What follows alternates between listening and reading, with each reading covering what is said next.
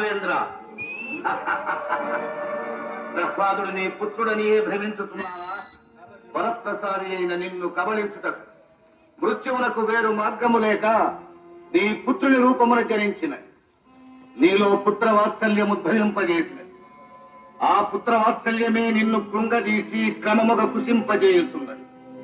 నీకు మరణము తప్పదు.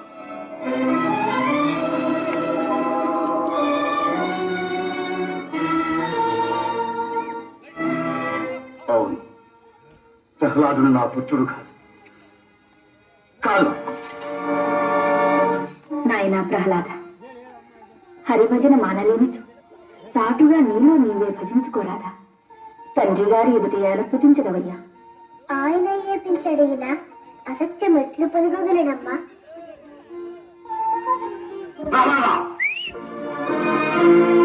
ప్రాణేశ్వర, మరల ఏమి ఆవేశం? వీడు మా పుత్రుడు కాదు, నా పాలిట మృత్యు. ప్రాణేశ్వర, స్వామి స్వామి! అమ్మా అమ్మా!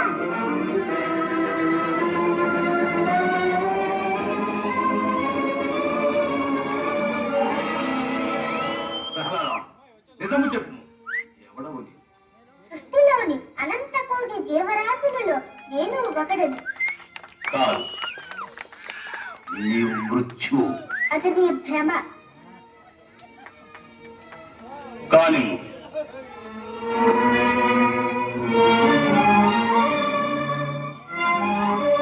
ఈ గదాదండ మనసు ఇది పరమేశ్వర ప్రసాదితం. దీంతో నీకు చావు తప్పదు. ఏమి, నిన్ను తప్పలేదా? చావుకులు మన చేతిలో లేవు. ఆ శ్రీహరి సంకల్పము లేనిది గడ్డిపూచ కూడా కదలదు. అటులనా? ఆయన నిన్ను చంపిన నీ హరి వచ్చి రక్షించునా? మరి ఎంతవరకు నన్ను రక్షించని ఎవరనుకుంటుంది? ఆ శ్రీహరియే.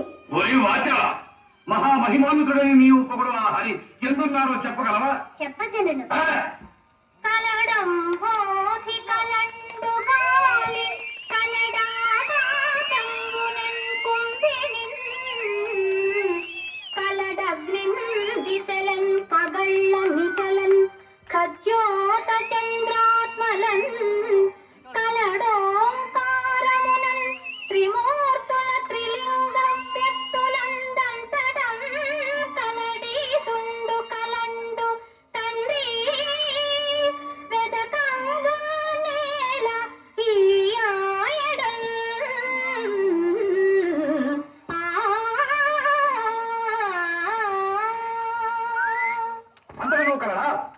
ఆయన నీ హరిని స్తంభమును చూపగలవా?